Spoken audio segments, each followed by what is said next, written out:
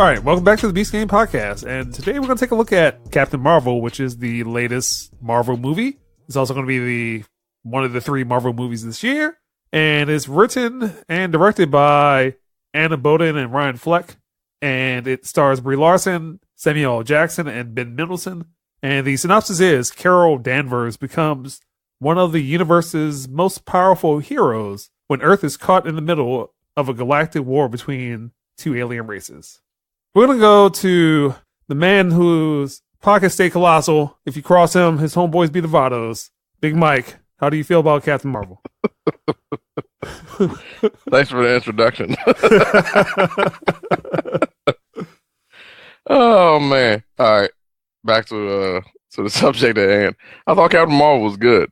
I'm not going to say it's one of Marvel's greatest movies, but I think it was definitely good. One thing for sure is Marvel's gotten better about origin stories. I saw a lot of people kind of complaining about the pacing of the movie, but when I was in there, I thought it kind of started and Marvel got straight to the point, which is something they didn't do in the past. They kind of wasted the first hour trying to build up to something that they honestly could have gotten through a little bit quicker and really displayed their character. So I thought they kind of got to the point of, this girl's powerful, this is what she can do, without giving us the full entree until later on in the movie. I think built a good storyline, especially showing us the old Nick Fury, who was fresh in the shield, hadn't had the experience and the veteran status yet, still had both eyes, and was kind of new to the game. Had his funny moments. I thought the action and the fight scenes were good. I thought Ben Mendelsohn gave an excellent performance as his character, and that's not surprising because I think he's one of the better actors in Hollywood today. So smart casting by Marvel.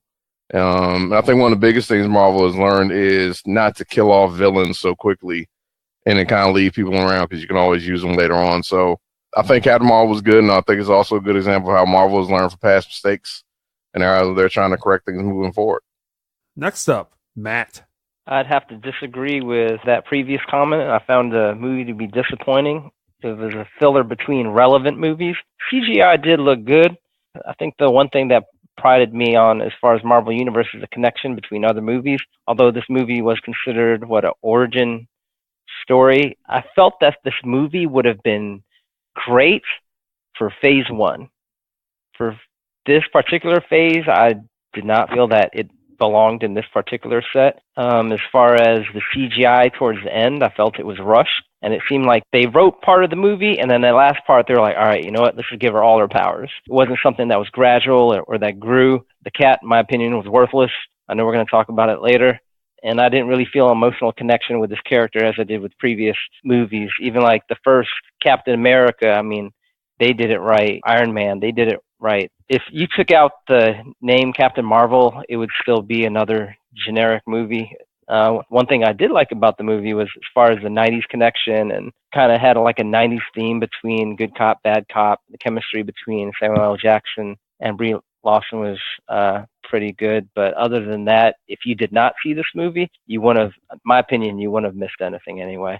Could have been done a lot better, and I know they were trying to have other directors, which is a fresh scene, but they need to do a better job of finding better directors, especially for a comic book character who was supposed to be big time. This fell very short. All right, so Keith, how did you feel about Captain Marvel? Solid origin. I actually really liked Ms. Marvel.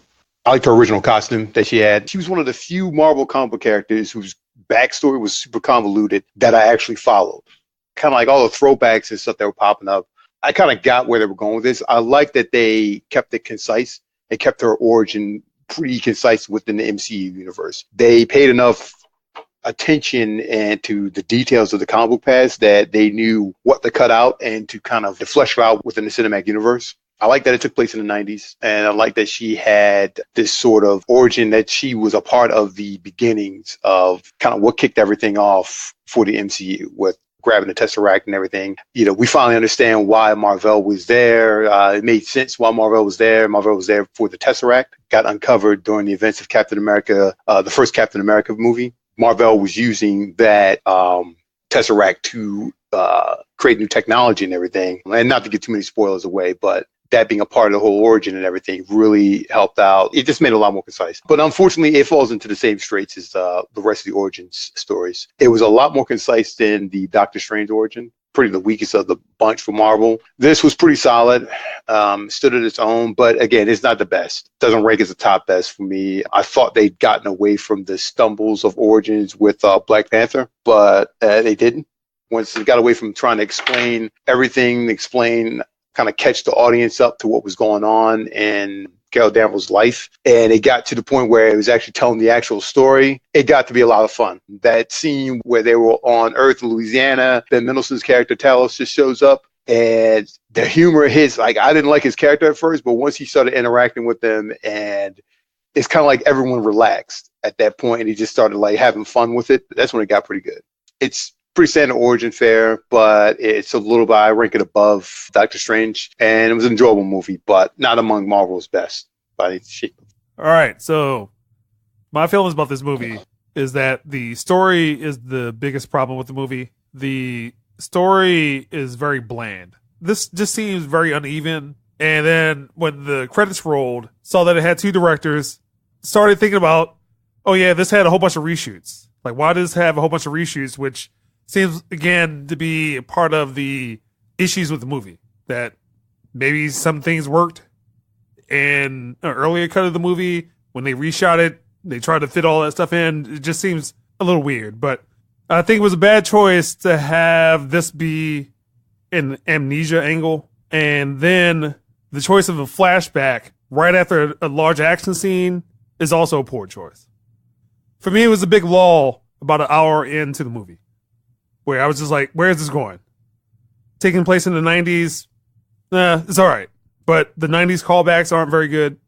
I found a problem. It's just some of the secondary cast that Matt was talking about the cat. There's a young girl in the movie, which I kind of found annoying. Then I just started thinking about movies that this reminded me of. And Keith, would you agree some elements of this movie reminded you of Star Trek Insurrection?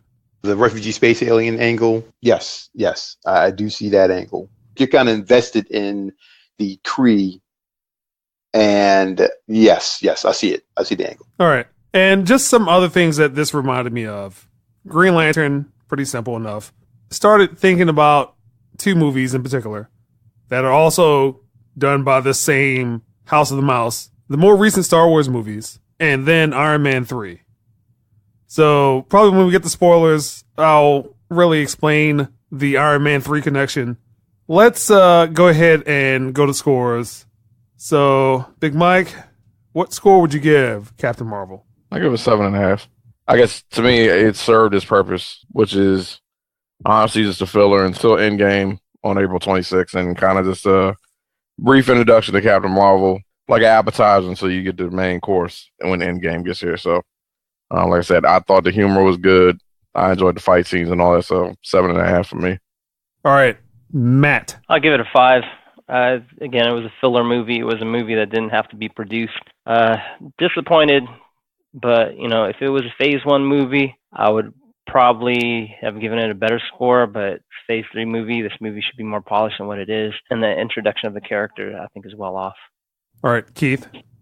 I gave the movie a solid 7. I found it to be it's enjoyable. I would see it again. It's a solid Marvel film, solid origin, but at the same time, it didn't break any new ground in terms of that. It's something I didn't say earlier, but I think one of the directors put way too much of the whole girl power aspect into it. The movie flowed a lot better once it abandoned that, and you got to enjoy the character for what she was, and you weren't kind of beaten over the head with what kind of montages showing that she was tougher than what all the men around her say she wasn't. So I enjoyed that and everything. I enjoyed the side characters and seeing Samuel L. Jackson back in his role as well as Clark Gregg. So it was good stuff. Give it a solid 7. All right. So I'm going to be a little bit closer to Matt. So I'm going to give this a 5.5. Story really lets this movie down. And as you brought up, Keith, some of the political themes, a lot of professing from the character or other characters professing to them about how great they are, really feel that is just a sign of weak writing, and it didn't help the movie. Some of the choices for this movie probably dealt with the reshoots, and whatever cut we got is what we got, and that's kind of how I feel about it, that it just wasn't a good choice of editing. The editing felt off. A lot of the pacing felt off, especially the later third of the movie. We're going to do a spoiler cast, so that's the Beast Game Podcast.